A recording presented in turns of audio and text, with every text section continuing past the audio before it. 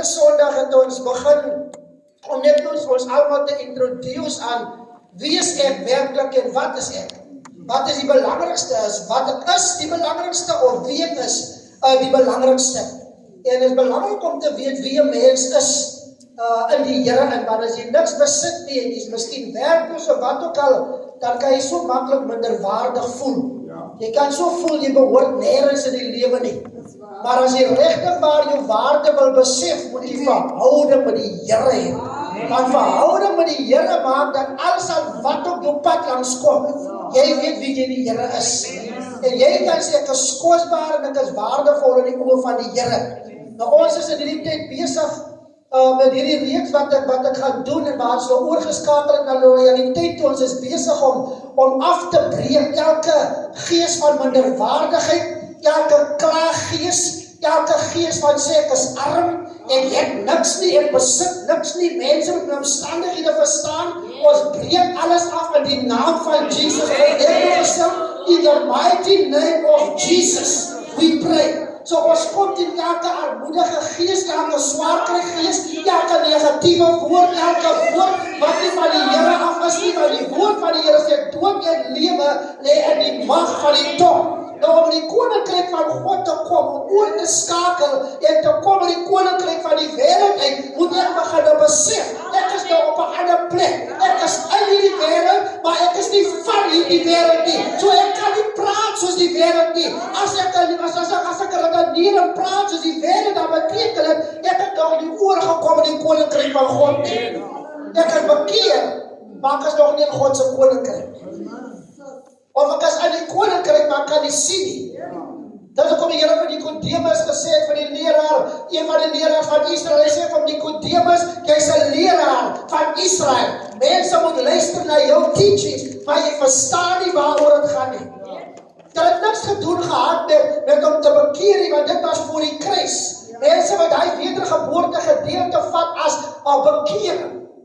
As dit maar bekering was, dan was het seker maar 'n ander saak. Maar ek praat van wedergebore. Jy is reeds bekeer, maar jy het nodig om wedergebore te word. Want jy kan bekeer wees, maar jy kan so stammend wees, dat jy nie verstaan, om die koninkryk van God te sien, is daar sekere voorwaardes, om die koninkryk van God in te gaan, is daar sekere voorwaardes. Soos jy bekeer, jy het oorgekom na die Here toe, jy bekeer van jou verkeerde weë, want jy het nodig om wedergebore te word. Wedergeboorte praat nie van teruggaan in die moeder skoot en weer, die ma moet weer geboorte gee, die sê die Here vir Nikodemus, as iemand nie gebore word uit water en uit gees nie. So dit is belangrik om die diepte van die gedeelte te verstaan in die Bybelboek Johannes, wat die Here met Nikodemus praat. Nou alvorens iemand die sy mind gaan laat klee, en toelaat dat die Heilige Gees spreek nie, gaan jy bly met tradisie. So laat jy gepraat met jou teaching en die woensdag aangedeelde, jy gaan bly met dit wat jy aan gewoon kom raak, 10 jaar, 20, 30 jaar van bekering, en jy vergeet dat God maak alles nie elke dag. Verandering is nodig, jy moet verander, jy moet kan inneem wat in hierdie seisoen van jou lewe plaasvind. Andersins as jy volleerd was, al is God al toegelaat dat jy sterwe. Baie van ons is langer op die aarde, omdat die Here wil hê ons moet luister. Nie net hoor nie, ons moet luister. Daar's gedeelte in die Bybel waar die Here baie duidelik en hardop sê, luister. Hy sê nie net hoor wat ek sê, hy sê luister. Daar's 'n verskil om te hoor, want ek kan by die een oor ingaan en by die ander oor uitgaan. Om die koninkryk van God te verstaan, is om soos Nikodemus te sit by Jesus, vrae te vra, en die Here eindelik vir hom sê, Nikodemus, nou moet jy jou leraarskap een kant toe stoot. Luister nou na my. Luister na hierdie timmerman, wat hy nou vir jou wil sê. Vergeet posisies, vergeet titel, vergeet jou status, vergeet wat jy besit. Want dit is wat maak dat 'n blokkade is, dat baie mense nie kan groei nie. Want dit gaan oor status, dit gaan oor wat ek achieve het in die verlede. Baie van ons moes al verder gewees het. Dit is wat Paulus sê, ons moes al leermeesters gewees het, leraars. Maar ons is nog steeds stuck in tradition. Dis hoekom hulle gesien het, Israel kon nie gesien het wie God is, toe hy in hulle midde was. Die Here sê vir Abraham en begeer om te sien wat julle sien. Julle is so bevoorreg, maar julle is so vol van tradisie. Van proe nie, smaak nie, raak nie, aan nie, doen nie, dit nie, alles nie. Dis hoekom Jesus sommer as 'n lijk verbygekom het, toe hy inkom in hy stad en hulle 'n lijk uitdra, toe stap hy tot by hy lijk en hy vat en hy baar hy raak dit aan. En vir die Jode was dit, jy kan nie aanraak, daai gedeelte, want jy gaan onrein wees. Jesus kom en hy sê, ek maak alles nie. Wat julle ook al gehoor het, ek maak alles nie, wat ek sê is wet. Nie dat die wette wat julle die wette gekry, die Here sê vir hulle, julle die wette gekry, wat ek gegee deur Moses, oor die hardheid van julle harte en julle sondige toestand. Was nie altyd so nie. Want al wat jy moet doen is verhouding met God, maar nou moet ek vir julle 10 gebooie neerskryf. Moet jy jou naaste 'n vrou begeer nie, moet jy steel nie. Die wet is vir die sondige mens. Jy kan bekeer is, maar as jy nog steeds vas aan die wet, wat jy doen, alles wat die wet sê, jy moet nie doen nie. Dan is jy nou onder die wet. Maar as jy kom onder die genade, dan besef jy, die wet gaan my nie vashou nie, ek doen nie meer die dinge nie. So ek beweeg voor onder genade. Baie kere sê mense, ja, ek is onder genade, maar hulle gaan aan om die verkeerde te doen, maar die wet sê hulle nie moet doen nie. Nou alles te verstaan vandag is dit so nodig om die teachings uit te kom. Want op 'n Sondagoggenddiens net alles deur te gee en uit te brei alles, is nie altyd so eenvoudig nie.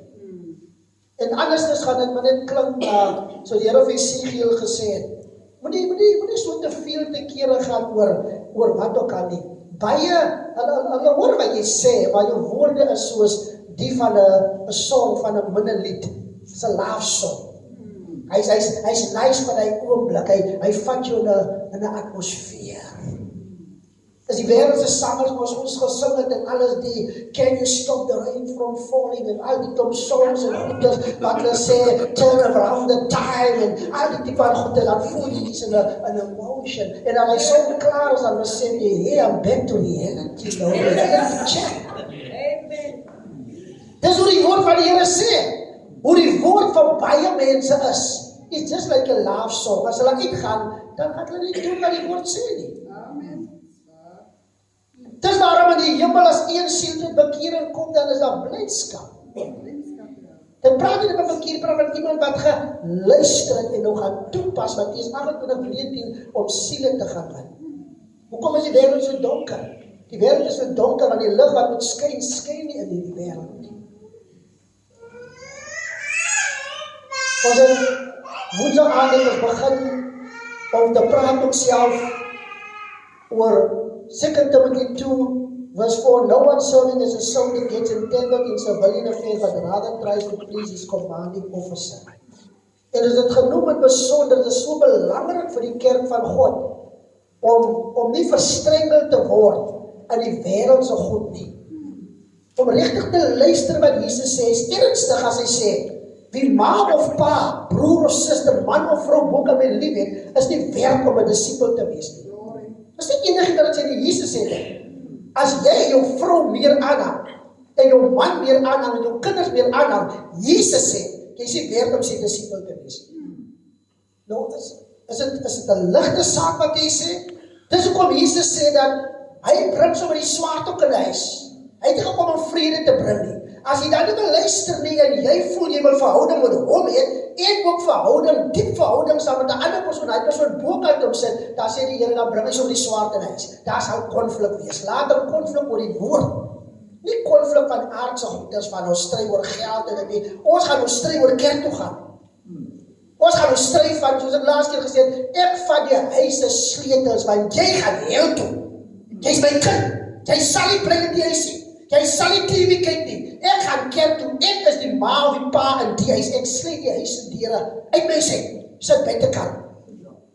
Jy gaan saam met my kerk toe, of jy sit buitekant in die jaar. Daai is wanneer ons ernstig raak oor die evangelie. Dit is wanneer ons besef dat mense is op pad jou toe. As ons die erns besef, dan gaan ons sê, ag, foei tog, die man van my is so moeg, die vrou is so moeg, hierdie kind is so moeg, hy, los toch vir hulle. Maar verlang, hulle is op pad hel toe. Bloed is op jou hande, terwyl jy nog lewe, hulle bloed is op jou hande. En ons moet die bloed van ons hande afkry, hoe kry ons dit? Wanneer ons ernstig raak, die Here sê, die genooides wil nie kom nie, so dwing hulle, die anders, armes, hulle wat nie vir hulle self kan dink nie, wat nie verstaan die erns van die evangelie nie. Evangelisasie begin binne in ons huise eerste. As ons in ons huise kan evangeliseer nie, dan raak het al moeiliker om buite te evangeliseer. Dan moet ek maar stryd. Dan moet ek maar bors aan bors my vrou staan en sê, ons slaan mos nie mekaar soos die wêreld nie, maar ek staan vandag voor jou, in die naam van Jesus, ons gaan kerk toe. En dan moet ons stryd. Dit is wat die Here bedoel met die swaard. Ek het gekom om dit te bring. Nie vrede in huis nie, konflik. En dan gaan ons maar kwaad met mekaar en ons gaan kwaad oor die woord. Ons nie kwaad met mekaar en gaan, maar ons beklei omdat die kat op die stoof is en daar is die geld in die huis nie. Daar is 'n ander kwaad, daar is die regte saak nie. Ons verstel met vrede met mekaar te lewe, maar wanneer het oor die evangelie gaan, dan moet dit maar bors aan bors staan. Geestelik gespreek. Hoekom moet jy die kerk toe nie? Wat is jou probleem? Ons niet om te praat. Ons moet praat met mekaar. Het jy probleem met die Here? Het jy probleem met die Here? Het jy probleem met God se kerk? Wat is die probleem? Kom ons praat. Kom ons hou discussions in ons huise. Kom ons sit op 'n tafel. Ons praat oor wat maak jou kwaad van God se huis. Hoekom haat jy God se huis so? Maar die tyd vir die wêreld se goed is, jy haat nie die plesier van die wêreld nie, maar jy haat God se huis. Wat is jou probleem, my vrou? Wat is jou probleem, my man? Praat saam met my, die Here wil hoor, terwyl jy praat, God wil hoor, wat is jou probleem, want hy wil jou help. Dit is waar ons ywer vir God se huis. Ons ywer vir God se huis. Jy gaan doen wat ek laasweek gedoen het, dat alles in een vloei. En dan weet ons, wil offer ook, want ek wil nie bedien is dat het 'n woord en dan vergeet ons al die goed connect, en die koninkryk van God connect alles by mekaar. Jou offer aan die Here, jou offer van jou tyd, jou offer van jou liggaam, jou offer van jou geld, jou offer van jou werk, jou offer van jou kar, jou offer van jou huis, alles connect om God eerste te stel. Nou ek wil vanoggend praat oor Moses, maar voordat ek by Moses uitkom, wil ek tog 'n gedeelte aanhaal as ek eers begin met die offergedeelte. Lukas 12 vanaf vers 13 tot 21. Is daar 'n gestrydery aan die gang.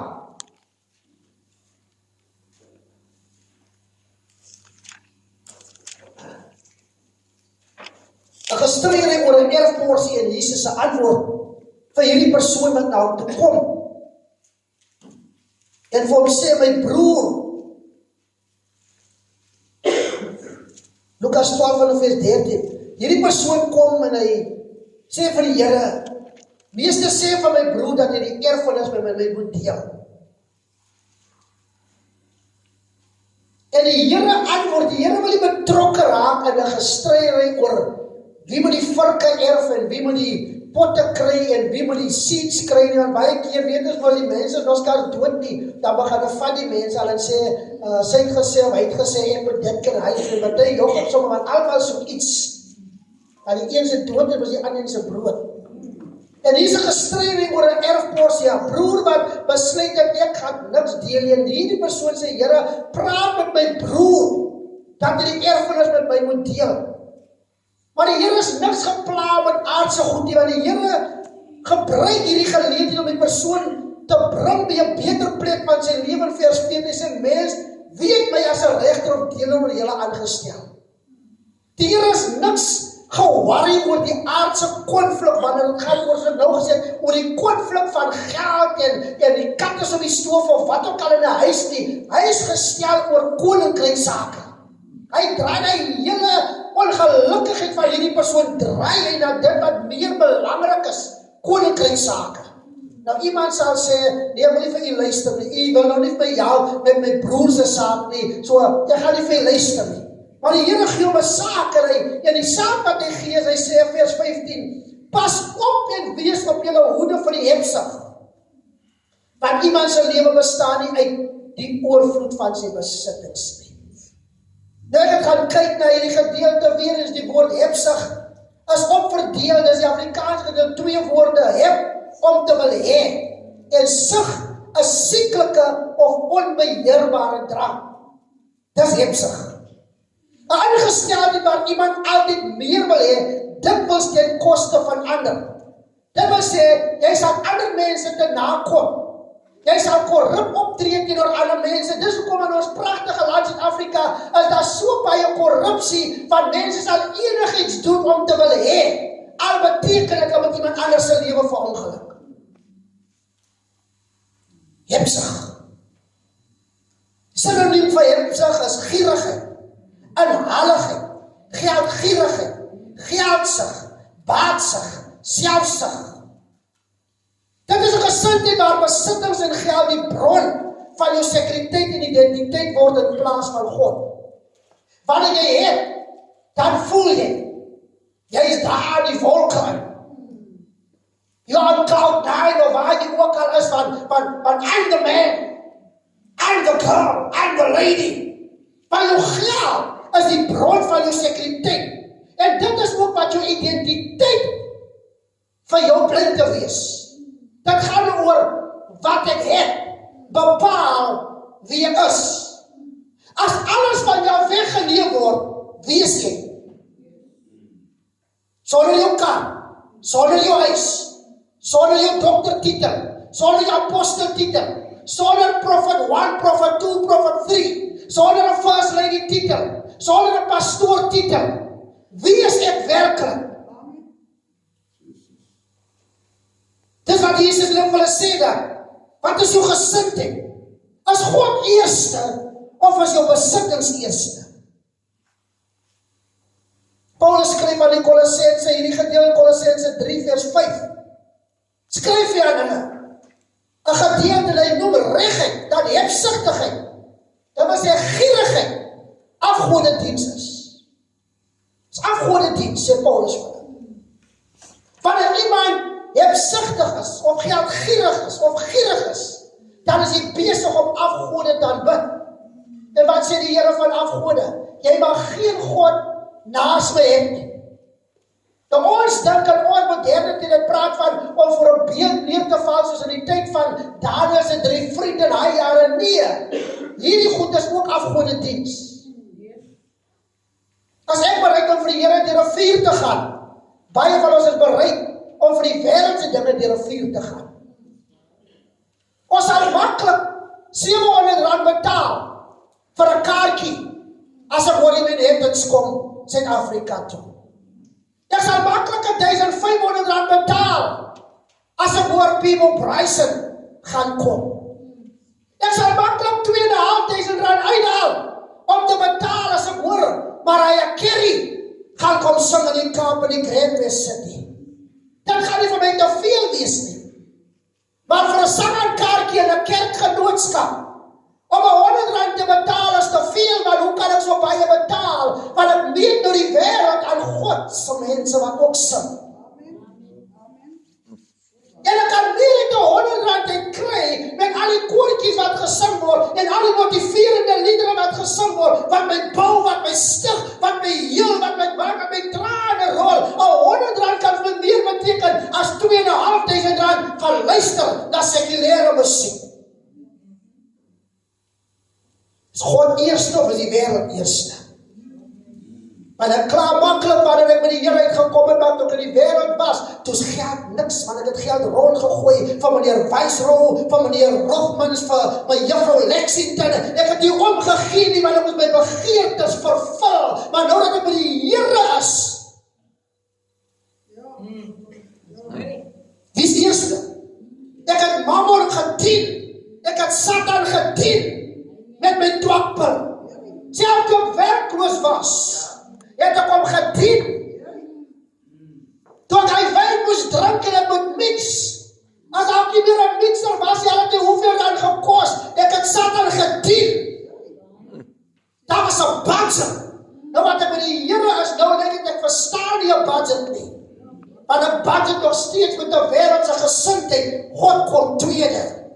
maar ek het nog geldgierig kom word. Die Here het my nou so gebless, die dwakpil is weg, die Viceroy is weg, Lexington is weg, al die goed wat my geld geberoof het, alles allemaal weg, so ek is veronderstel om nou meer te moet hê. Maar die meer wat ek het, geniet ek nou, en wat die duivel sê, geniet jou geld, man. Die kerk is so net jou geld. Jy is nog in die koninkryk van God nie, want jou gesin nie is nie weg nie. Jy het nog nie oorgekom en jy het bekeer, maar jy is nog nie wat jy moet wees nie, soos in Nicodemus. Kan jy nie sien in Nicodemus?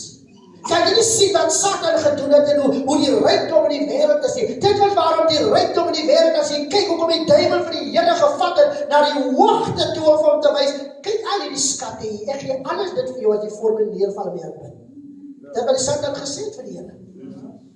En die Here sê vir hom, Satan, die Here jou God moet jy alleen aanbid. En gaan kyk maar van Netflix en die goed en die billions wat die mense maak. Gaan kyk maar na die internet companies die buitekant, die millions wat hulle maak elke maand uit ons mensheid. That's a worldly system. En ons gee nie om te betaal nie. R1000 wat ek om die rugby kyk. Gee nie om te betaal nie.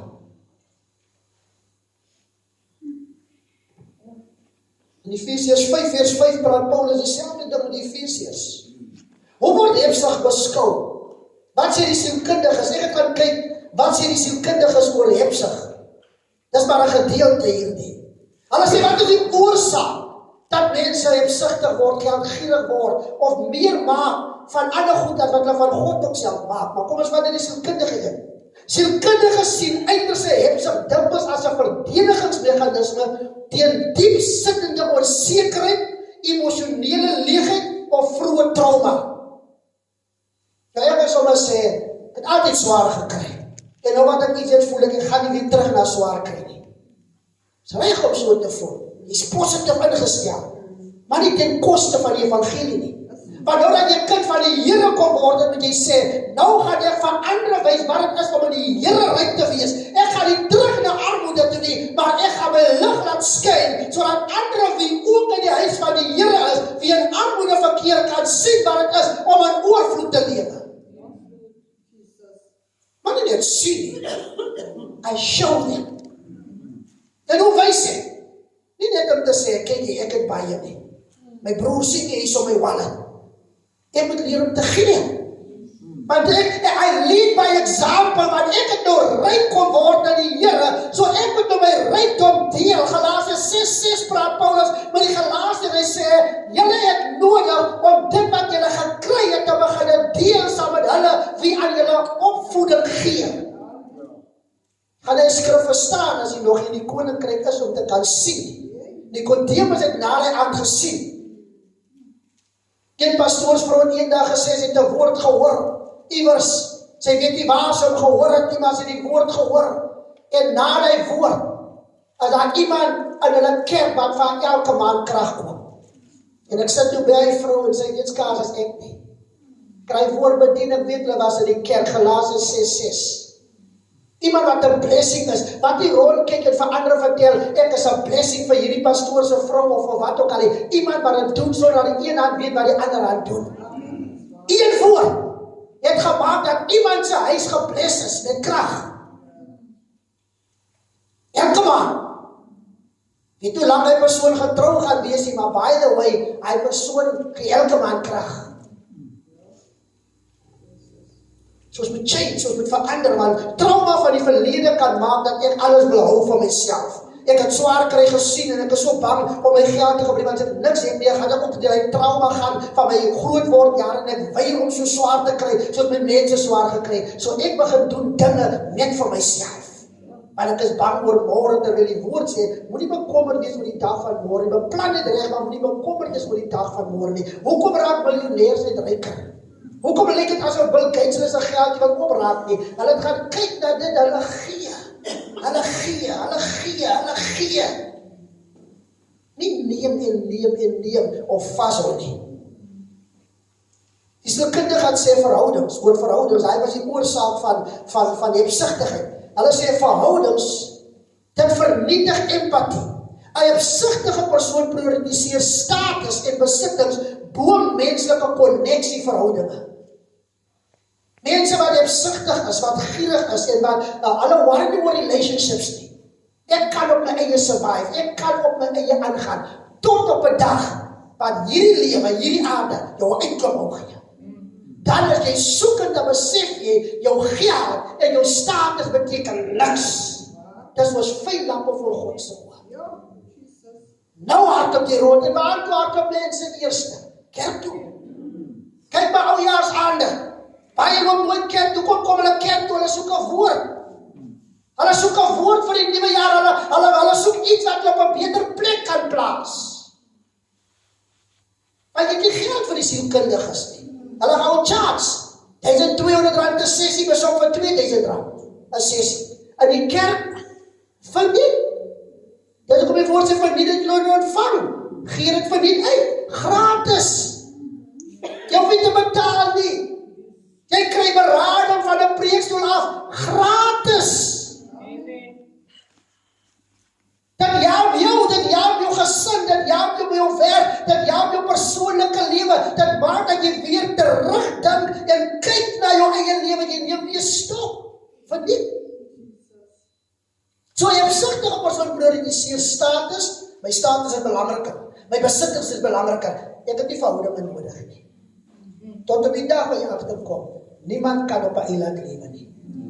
Niemand kan op 'n eiland lewe nie. Ek het gaan lees in die Bybel, terwyl hulle Salomo, as ek nou vinnig aan een persoon dink, Salomo, hulle wys al die mense wat Salomo aangestel het, sy 12 bestuurders wat nou moes kyk, na die paleis moes kyk, 1 bestuurder per maand, en die mense wat saam met hy bestuurder moes vir Salomo versorg het in sy paleis, en hulle, ek lees die name, tot op 'n tyd wat ek sien, daar so staan geskrywe, en 'n vriend van Salomo. So jy sal dink dat Salomo klomp vriende gehad, maar het sê, die vriend van Salomo was ook deel van sy management team. So die anders word nie gesê, dat is vriende van Salomo nie, maar dat is iemand in hy management team, wat 'n vriend van Salomo was. Wat vir my sê, self Salomo het 'n vriend nodig gehad. Hy het klomp vroue gehad, maar hy was nie vir hom genoeg nie, hy het 'n vriend nodig gehad. Sommige sê, kan my eie aangaan, tot op die dag, wat jy agterkom, is die waarheid. Ware geluk en lewensvervulling word nie gemeet aan hoeveel aardse besittings of rykdom jy besit nie. Ons fokus moet wees op goeie verhoudinge, geloof en geestelike rykdom. As ek ryk in die Here, het ek verhouding in die Here. Lees ek baie die Bybel, bid ek gereeld. Wat doen ek? Waar begin ons? Matteus 6:33 sê, dat ek weer gehighlight op my kar hierdie keer, ek het hierdie keer in wind gedruk op my ry. Soek eers die koninkryk van God en sy geregtigheid. Soek die Here. Die Here sal self vir jou oortuig en vir jou verduidelik wat is die regte ding om te doen terwyl jy sy koninkryk is. Hou op om te veel na mense te luister. Ons elkeen moet eers in konneksie met die Here is. Nikodemus het die chommies gevat na die Here toe die nag het. Nikodemus het alleen gegaan. Want Nikodemus wou die waarheid hoor en hy wou sien, maar hy het gevoel hy stagneer in sy lewe. Hy het status gehad, hy het posisie gehad, maar hy het iets anders, daar was 'n leemte in sy lewe wat gevul moet word. En daai aand het hy dit gekry. Die aand toe hy kry, toe wat gebeur met Nikodemus se lewe? Toe Josef, die ryke Josef, nie Jesus se aardse vader, hy dink nie. Die ryke Josef wat skatryk was, toe hy die liggaam van Jesus gaan vra en dit afhaal by die kruis, toe dat hy en Nikodemus en hy liggaam uitsorteer. So Nikodemus het ge-change. Plaas God altyd eerste in alles wat ons doen. Plaas God altyd eerste in alles wat ons doen. Die Here sê hierdie gedeelte in sy woord. Wanneer ons God eerste plaas, dan sien die Here ons as iemand wat getrou is.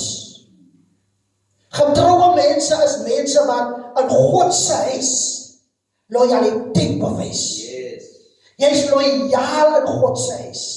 Jy doen dit wat die Here van jou verwag eerste. En daarna raak alle ander dinge maklik. Loyaliteit begin nie buitekant nie.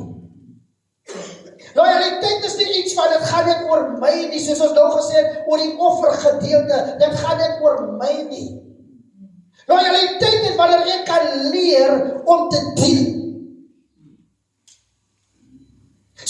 verstaan, as ek nie loyaal kan wees op self nie, dan raak dit moeilik vir my ook in my lewe. So loyale mense is mense wat verstaan wat dit is om te dien. Nou in Hebreërs, die Bybelboek Hebreërs is hierdie gedeelte. Vers 3, hoofstuk 3. Vers 5 sê, en Moses was wel getrou, ons skakel nou oor, in sy hele huis, as 'n dienaar, om te getuig van wat nog gespreek sou word, maar Christus as seun oor sy huis, en ons is sy huis, ons is sy huis, wie sy huis? Christus Jesus sy huis. As ons net die vrymoedigheid en die roep van die hoop tot die einde toe onwrikbaar vashou. So die woord van die Here maak het vir ons baie duidelik dat ons as kerk, ons is die huis. Ons is God se huis. Maar nou sê die woord vir ons, Moses, hy was 'n man van groot getrouheid in God se huis. In hierdie gedeelte skryf Paulus aan die Hebreërs om vir hulle te sê, dat Moses is nie groter as Jesus nie. Ek hoop jy saam met my, ons het nou oorgeskakel. Amen. Moses is nie groter as Christus Jesus nie. Hoekom het Paulus nodig om dit vir hulle te skryf? Want baie het nog vasgeklou aan tradisie, aan die wette wat Moses gegee het. Maar ons het vroeër genoem, dit was oor die hardheid van hulle harte wat God die gebooie en alles van Moses moes gee om vir hulle te bring. So Moses is nie groter nie. En Paulus moet dit vir hulle baie duidelik stel.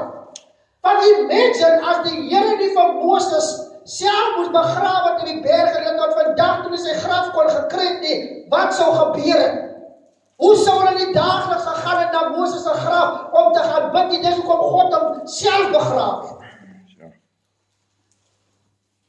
Self die duiwel in die Bybel staan dat die duiwel het beklei van die liggaam van Moses. En Michael moes geworstel te beklei het saam met hom, tot op 'n tyd wat Michael die engels vir die duiwel sê, die Here bestraf jou. Want die Satan wil die liggaam van Moses sê.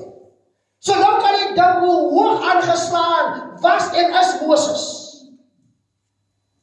Paulus kom maak dit duidelik. Bly nie by die wette nie, man. Jesus is groter as Moses. So wanneer ek praat oor loyaliteit, dan moet ons bestaan, loyaliteit moet nie wees teenoor 'n mens nie.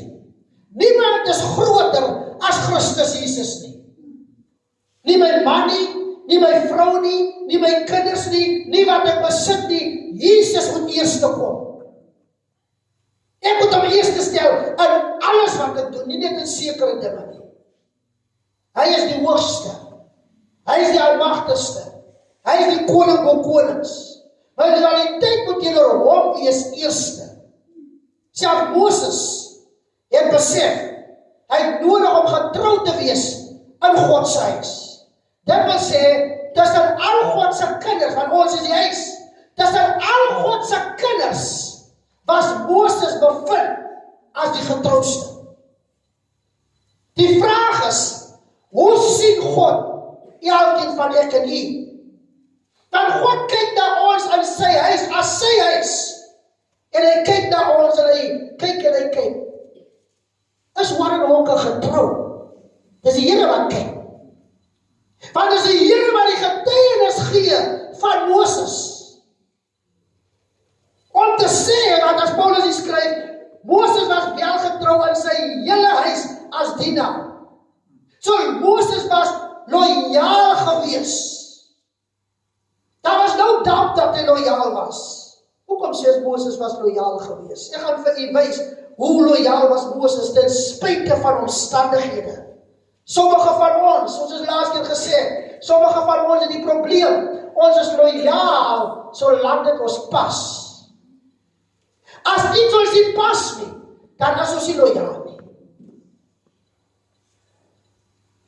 Wanneer ons oor loyaliteit praat, dink ons loyaliteit teenoor ons werk, ons families, ons vriende, of self ons gunsteling sportspanne.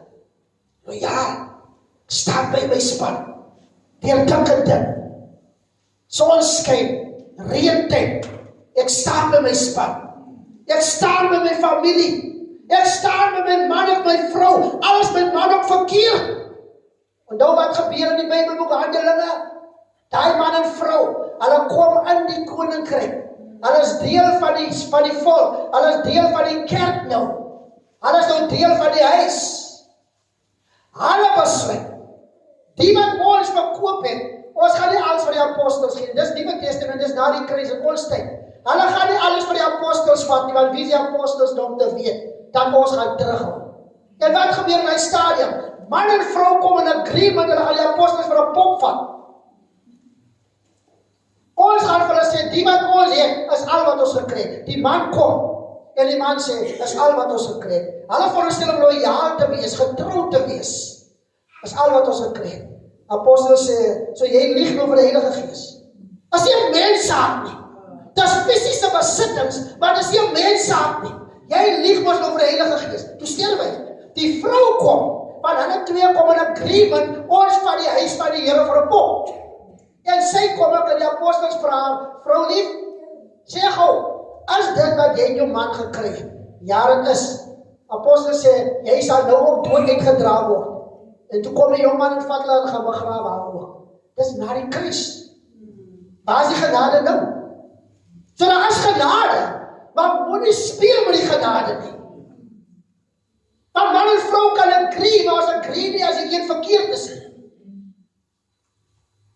Hoop jy verstaan? Moet nie enige iets voor God plaas nie. Al moet jy opstand kom, teen jou vriende, teen jou familie, of wie ook al. Jy het nodig om loyaal te wees teenoor die Here. Stryf vir die Here, beklei vir die Here soos Moses het gedoen het. Mense kan baie loyaal wees in baie areas. Hulle daag op, maak opofferings, bly toegewyd en staan by dit wat vir hulle belangrik is. Dis vir my belangrik, ek staan by die ding. Niemand gaan my sê nie. Maar God moet dan eers kom. Daar is jou belangrik, maar hoe belangrik is dit vir God? Dis aardse God. Kan ek so committed wees, kan ek so loyaal wees in God se hele huis? Kom ons kyk die lewe van Moses, sy loyaliteit en hierdie gedeelte wat Paulus hulle skryf, ons gooi dit so 'n bietjie skerm ons, net Numeri 2:12-7 praat van hierdie gedeelte. So Paulus haal eintlik net aan die Hebreërs. In Hebreërs 3 skryf hy vir hulle, maar hy haal ander gedeelte wat die Here self sê. Die Here sê hierdie gedeelte, maar met my knegt Moses is dit nie so nie. Hy is getrou in my hele huis. God self het Moses beskryf as getrou. Moses was nie volmaak nie, maar hy was 'n man wat toegewyd gebly het aan God se doel en aan God se volk. Hy was nie perfek nie. Gaan kyk na die lewe van Moses, was hy perfek? Hy was nie perfek nie, maar hy was toegewyd. Moses het 'n hart gehad vir God se volk. Moses het 'n hart gehad vir die doel waarvoor die Here hom gestuur het. Hy het nie rondom hom gekyk nie. Nommer 1, Moses was loyaal aan God se roeping op sy lewe. God roep vir Moses by die brandende vuurbos. En terwyl die Here moet hom praat, redeneer Moses op 'n tyd by die Here om te sê, Here, hulle gaan nie na my luister nie, ek het nie al die potensiaal om dit te doen nie, want dan Moses was 'n hakkelaar, hy het gehakkel. So Moses sou nie so vloeiend kon praat, soos ek nou aanhoudend praat nie, hy het gehakkel, so dit was vir hom 'n struikelblok. Hoe praat hy met 'n koning as hy hakkel? Hy vergeet hy oomblik ook sy titel, want hy was Prince of Egypt. Een van die prinses in Egypt. So hy het gevlug, nou roep God hom, so hy het 'n titel, wêreldse titel. Hy het 'n posisie beklee, want op 'n tyd toe hy by die put gekom het, en hierdie jong meisie teruggaan na 'n ouer huis toe, sê hy vir hulle by die ouer huis, hoe kom julle so vroeg vandag by die huis? Sy sê, 'n Egiptiese man het ons gehelp daar by die put. So hy was gesien as 'n Egiptiese man, wat beteken sy klere wat hy aangehad het gewys, hy kom uit Egipte land uit. Hy was Prince of Egypt. Maar toe die Here hom roep, toe gaan dit nie nou oor wie jy in die wêreld is nie. Maar nou sien hy sy tekortkominge raak. Nou kom hy agter, ek mag al die kwalifikasies hê, maar met die job, is nie so maklik nie. Ek hakkel. Moses het sy vrees en twyfel gehad. Hy het gevoel hy is nie goed genoeg vir die taak wat die Here hom gee nie. Maar ten spyte van sy onsekerheid, het Moses God gehoorsaam. Toe die Here met hom praat, sê Moses, Here, as u dan so sê, is fyn, dan gaan ek. Veral toe die Here sê, jou broer Aaron sal saam met jou gaan. Toe sê Moses, nou sal ek gaan. Eksodus 3 vers 10, sê die Here, ga dan nou, ek stuur u na Farao toe om my volk die Israeliete uit Egipte te lei. Dis nie maklik nie. Jy kry 'n opdrag. Ons het 'n opdrag by die Here gekry toe ons by my kom. Wat is ons opdrag? Matteus 28:19. Gaan dan heen, maak disippels. As ek getrou, doen ek dit wat die Here sê ek moet doen. Of was ek maar net happy dat ek by die Here uitgekom het. Gaan ek nie terug nou na die gedeelte wat ek moet opoffer, nie net finansies nie, maar van myself, my tyd nie, dat ek selfsugtig eintlik is. Maar ek voel, I have arrived. Ek is 'n kind van die Here. En ek worry skaars of my buurvrou of buurman te gaan vra, wil jy die Here aanneem as persoonlike saligmaker en verlosser nie. Ek worry skaars om my werk te vra vir mense, wil jy nie die Here 'n kans gee in jou lewe nie. Hoe getrou is ek regtig aan hierdie koning bo konings? Kan ek getrou wees soos Moses getrou was? Of as my werk vir my so belangrik, as ek incheck by my werk, dan is dit werk. Die tyd moet ek my nie kon plan nie, werk. Lunchtyd moet ek my nie plan nie, werk. En as ek uitval, as ek moeg gekom by die huis, en dan is ek sommer nog moeilik met die mense op die huis. Maar dit waaroor my lewe gaan. Werk, dan ek moet by. Ek is so loyaal teenoor my werkgewer. Ek merk aan vir diens met teks, as ek ook siek, ek sal daar wees.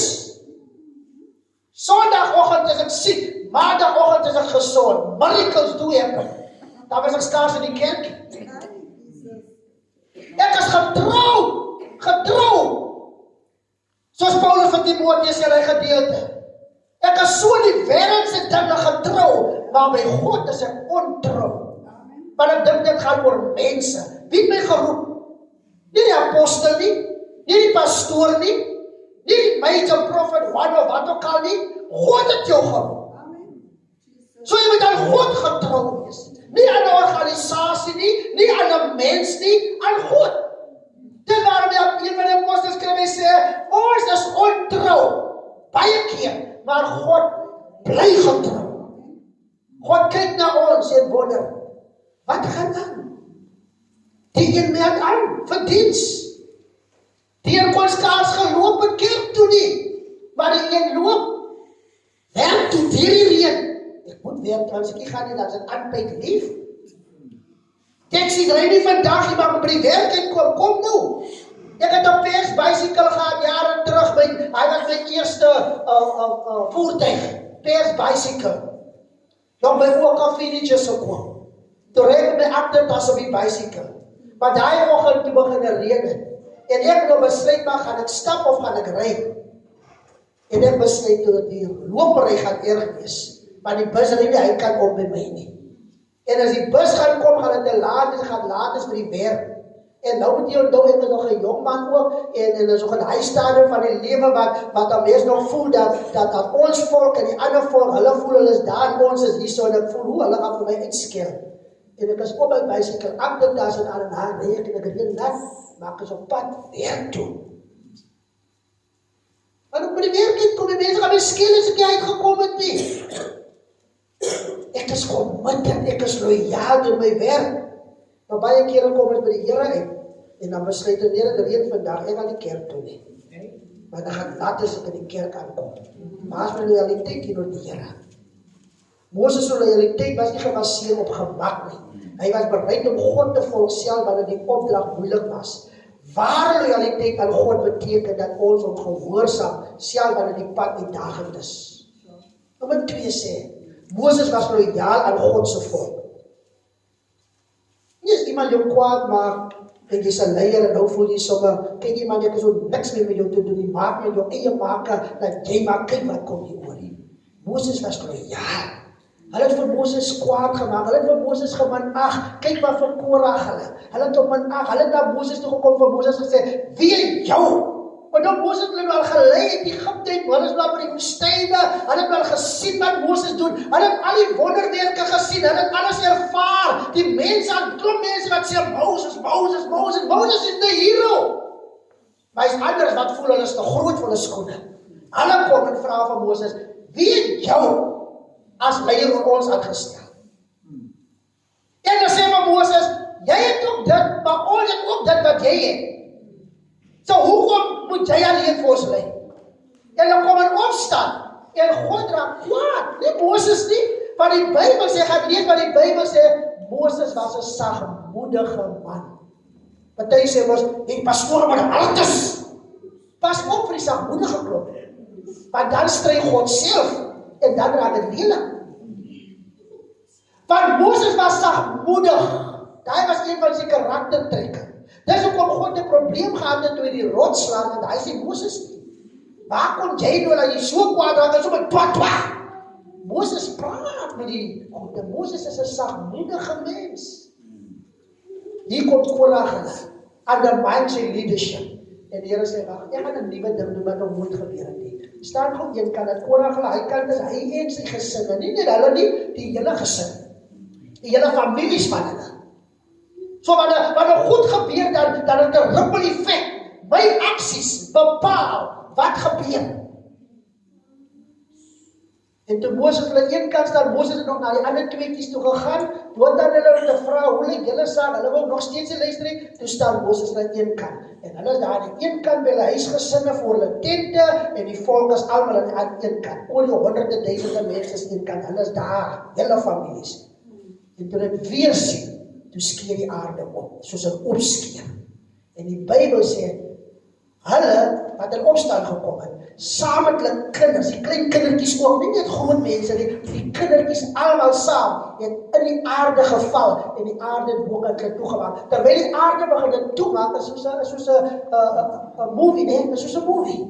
Kyk nou mooi, die aarde maak oop, en die aarde maak weer toe, so wat beteken dit, kom na mekaar toe, dis nie staal nie, dis aarde, kom na mekaar toe, en terwyl die aarde na mekaar toe kom, hoor die volk hoe skree die mense, terwyl hulle afval lewendig na die doderyk, nie dooie mense gaan doderyk toe, maar hulle het lewendig gegaan, die Bybel, en die mense hoor hoe hulle skree, die mense wat benou, hulle wat nou nog die kant is toe bang, en toe die aarde toemaak, toe besluit sommige, hey, nou sal ons van Moses kom toe vat, want hier moet nie nou 'n ding gebeur, nou is hulle bang. Jy kan nie loyaal aan God wees en bang het nie. Jy moet loyaal wees, omdat jy God vrees. Moses was loyaal aan God se volk, ten spyte. Moses het net God gedien nie, hy het ook diep omgegee vir die mense wat God aan hom toevertrou het.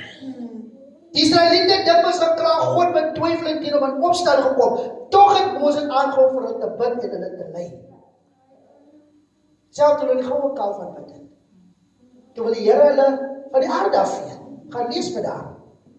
Die Here het vir Moses gesê, ek gaan uit jou uit, gaan ek 'n nuwe nasie tot stand bring. Laat ek die hele volk van Israel, laat ek hulle sommer nou platvee. Moses was 'n getroude man. So die Here sê eintlik, ek gaan die verhaal oor begin. Kyk wat met Noag gebeur het. God het vir Noag ook, toe hy het God die hele aarde vernietig. En toe sien die Here vir Noag, getrou, loyaal aan die Here. En die Here syf hom en sy huisgesin. Nou die Here wil met Moses, want hy gaan nie die hele aarde nog vernietig, maar hy gaan die volk vernietig. En hy het Moses aan 'n volk begin. Moses is hy selfsugtig, hy is so loyaal teenoor God, maar hy is ook loyaal teenoor die mense, wat hy sê, Here, hou gou vas. Moenie die volk vernietig, gee hulle nog 'n kans. Is 'n nekkige volk, maar gee hulle kans. Hulle het nog baie om te leer. Moses praat met die Here. Dis hoekom die Here met Moses praat in 'n stadium, met Miriam en Aaron praat in 'n stadium, en vir hulle sê, toe Moses was trou, toe kom Miriam en Aaron ook daar aangestap, en hulle kom vertel ook vir Moses, ja, hoekom het jy hierdie vrou getrou? Hulle het 'n probleem. Hulle voel hulle is ook, hoe sê met 'n groot volle skoene. Ons is broer en suster van Moses. Nou dink jy, omdat jy broer en suster is, jy kan praat met Moses soos jy wil.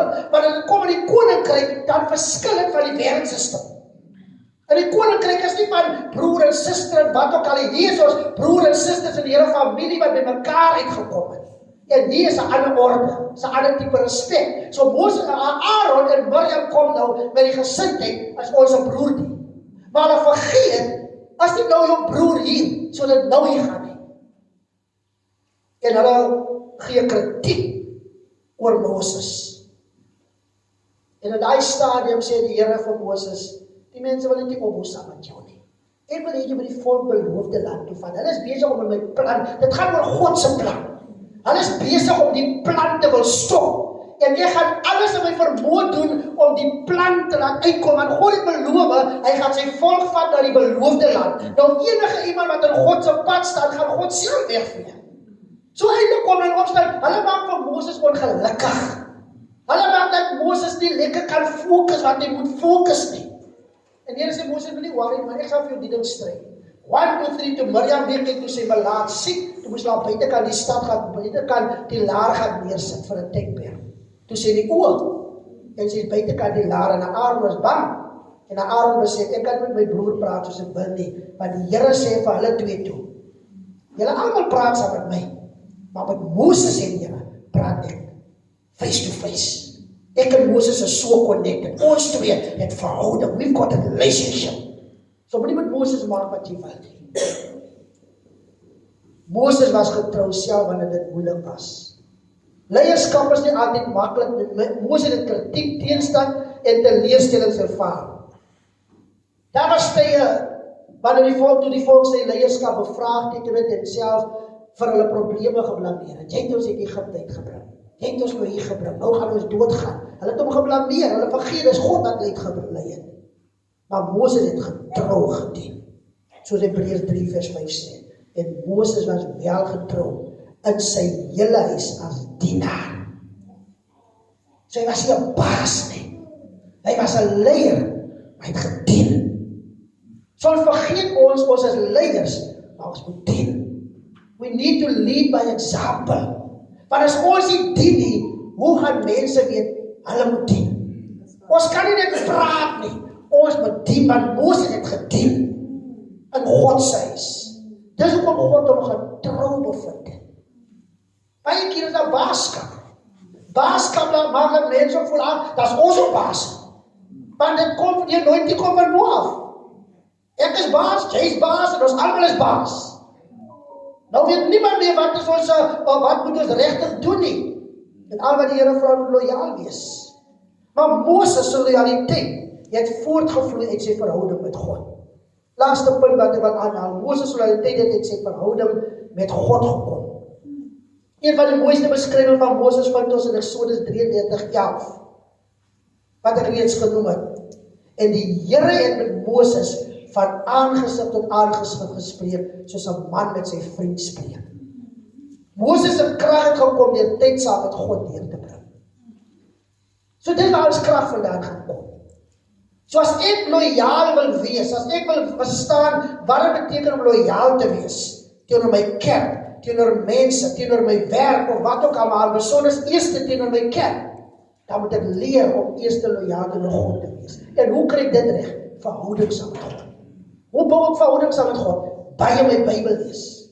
Want as jy die Bybel lees, nie kan jy God nie leer ken nie.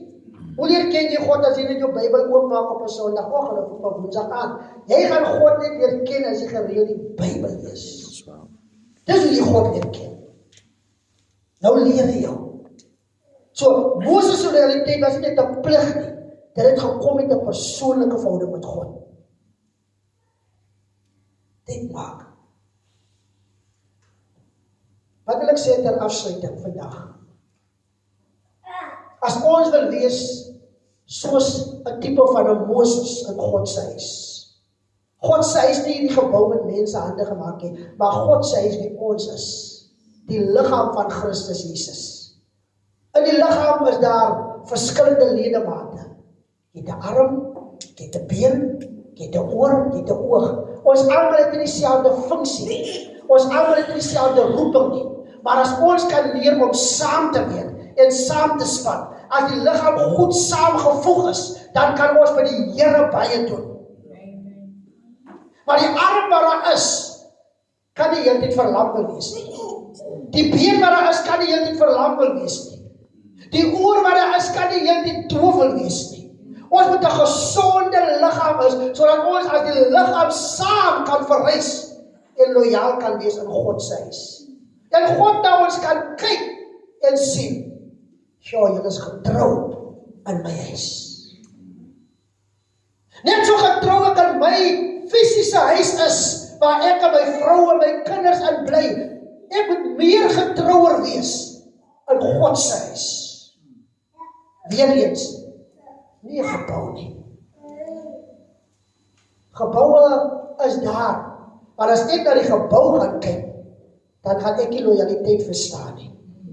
As ek kan leer om eers loyaal teenoor God te wees, dan gaan die Here my help om lojaliteit afwaarts verder te betoon. Soos Moses geroep was, roep die Here ons ook om getrou te wees in sy huis. Ons lei dalk nie 'n volk soos ek gesê het, soos Moses, maar elkeen van ons het 'n rol om te vervul in God se huis. Een, om ons kerk te ondersteun. Die kerk waar die Here jou geplant het. Daar waar God jou geplant het, daai kerk moet jou ondersteun. Nie die internetkerk nie. Jy kan nie die vensters was van 'n internetkerk nie. Jy kan nie die kerk skoonmaak van 'n internetkerk nie. Jy kan jou tiendes betaal in 'n internetkerk, maar die huis waar jy eet, betaal jy jou tiendes nie. Tweede, om te dien waar God ons geplaas het. Jy kan nie besoeker wees in jou eie huis nie. Hoe is jy besoeker tussen die familie waar God jou geplaas het? So as jy loyaal is, nommer 1, ondersteun jou kerk, jou kerk. Nommer 2, belangrik is, dien waar God jou geplaas het. As jy 'n probleem het waar God jou geplaas het, die kerk waar jy heiliglik uit is, sort dit uit. Moenie 'n kerk met mekaar klim en uit te sort nie. Want ons sien wat met Korah hulle gebeur het. Ons het laas keer gesê, tot aan die einde toe word het gepraat oor Korah en oor Biliam en oor Kain. Moenie soos 'n Korah wees nie. Staan vir jouself, staan alleen, los jou man in die preek, los jou vrou in die preek, dit is 'n persoonlike saak. God kyk na jou of jy loyaal is. Want as jy vir jou man vra, moet ek dit doen, of jou vrou vra, moet ek dit doen, dan gaan die een sê, nee man, kom ons doen dit nie vandag nie, dan eindig julle op later soos in Handelinge. Los jou man in die preek, los jou vrou, dien jy die Here, wees jy loyaal, stry jy die stryd, en praat met die Here, jy word 'n vriend, soos 'n Moses, wat met God kan praat, wat kan gaan in die throne room en in die allerheiligste en sê, Here, ek praat vandag met u oor my wederstrewige kind, ek praat vandag met u oor my wederstrewige man of vrou, nou kan jy praat met die Here, maar hoekom? Jy is getrou. Derde, om ander aan te moedig in God se huis. Wie is 'n aanmoediging? Moenie afbreek nie. Afbrekers is mense wat kerke verdeel, kerke skeer. Kerkskeer begin klein. Die Bybel sê, dis die klein jakkeltjies wat die wingerde verniel. Dis waarom aan die liggaam van Christus saam verrys, het ons nodig om die klein jakkeltjies dood te maak. Ons kan nie wag dat dit lyk as 'n spaak, moet ons hom doodplaas. Moedig liewer mekaar aan om die Here te dien. Moedig mekaar aan om loyaal te wees. En sê, moenie jou chommie dom hoor nie man. Dien jy die Here. Vierde wat is om getrou te bly tydens moeilike tye. Moenie net die Here dien wanneer dit goed gaan nie. Dien die Here wanneer dit ook swaar gaan. Wees getrou deur moeilike tye. Moenie wag vir September, Oktober maand, nou skyn die son lekker, nou is dit weer vol moed vir die Here, maar in die wintertyd voel ek net die kerk moet verstaan. Dan 'n bietjie koud. Kan nie nou kerk toe gaan, is koud. Dan gesien in kerke, dan sien die bejaardes in die kerk in die koue, dan is die youngsters missing. Hoekom? Praat oor getrouheid, loyaliteit. Dit wil sê, ons moet God eerste stel in ons lewens. Kolossense 3 vers 23 en ek sluit af. En wat julle ook al doen, in Kolossense 3:23, doen dit van harte soos vir die Here en nie vir mense nie. Doen dit van harte vir die Here en nie vir mense nie. Om loyaal aan God te wees beteken, wat ek doen ek vir die Here. As ek opofferings maak, doen ek dit vir die Here. Dieselfde wat die skrywer sê in die Bybel, waar hy sê, wanneer jy vir jou werk spreek, as jy werk, dan werk jy asof jy vir die Here werk. Waar leer jy dit? Binne die kerk. Want as ek kan leer om in die kerk te werk, asof ek vir die Here werk, dan raak dit makliker daar buitekant. Wanneer ek 'n job aanvat daar buitekant, dan moet mense na my kyk en sien, waarlik, hier is 'n kind van die Here. Iemand het nou die dag met my gesprek gehad, en ek is klaar. En die persoon sê vir my, mense wat in 'n hof verskyn het en alles die, en die ou sê vir hom, weet jy het mos vir my gesê, hy is kinders van die Here, maar ek sê vandag vir jou, daai mense het my seer gemaak, en hulle was verkeerd gewees, en die hof het nou bevind, hulle was verkeerd, maar ek wil vir jou vandag sê, ek vertrou nooit weer 'n kind van die Here nie.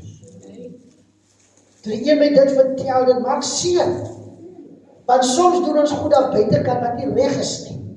As ons loyaal teenoor die Here is, sal ons luister wat hy sê, en ons sal ons lig laat skyn daar buitekant. Ons gaan nie mense laat struikel nie, maar dit begin in die huis.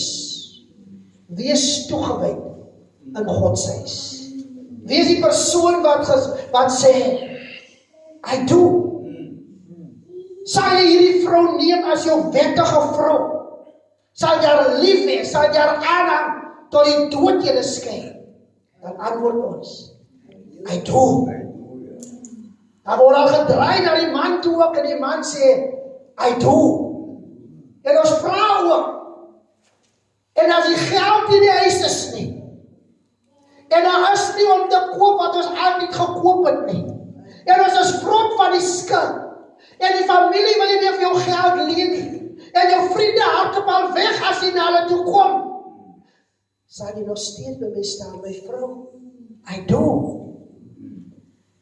Dis die belofte wat ons gemaak het, maar baie huwelike verbroken, want toe ons met mekaar kom, toe gaan het lekker. As nog die klein kindertjies wat skielik moet skole toe gaan en skoolfondse en goeders nie, het gaat net lekker, en is al goed, die I do werk nog, die loyaliteit werk nog, ons is nog met mekaar, ons is getrou aan mekaar, ons staan met mekaar, as mense ons ook sien, dan sê hulle, daar kom eeltjie en beeltjie aan, hulle is connected, maar soos die tyd aangaan, en die swaar tye begin kom, dan is dit nie meer dieselfde met baie nie. Want die omstandighede het verander. En maar die omstandighede verander, nou verander die loyaliteit ook. Dit is waarom ons baie kere kry vroue en mans wat ontrou begin raak. Hulle was getrou gewees vir 'n tyd, en skielik raak dit moeilik in die huis, en nou hardloop hulle buite toe. En nou gaan kry hulle van 'n ander chommetjies, 'n ander maatjie, 'n ander vriendinnetjie, 'n ander boyfriendjie. En is ontrou. Getroue mense staan by die man en vrou. Vrou was miskien 'n size 28 of 'n size 30, toe is jy loyaal, die word spoggerig met haar. En skielik toe raak sy ander size. Waar is die loyaliteit nou? Nou gaan soek jy weer vir size 28 en 30, dis hoekom baie kan nie groot word nie, want jy vergeet, dit gaan nie oor die size nie, dit gaan nie oor die titel nie, dit gaan nie oor die posisie nie, dit gaan oor, ek het gesê, I do. So ons minds moet reg wees. En dit wat Christus Jesus doen, die bruid en die bruidegom. Toe die bruid ons kom aanneem in sy huis, die bruidegom ons kom aanneem en ons die bruid kom word, toe sê ons vir hom, I do. En hy van sy kant af gesê, I do also. het sy blessing kom gee. En nou hy ons sal handel en sal wandeldom. Soos hy na Moses gekyk het. As ek getrou, bly ek loyaal, of change ek soos die seasons gaan. Kom ons bid saam. Hemelse Vader, Here, wil U, o God, gee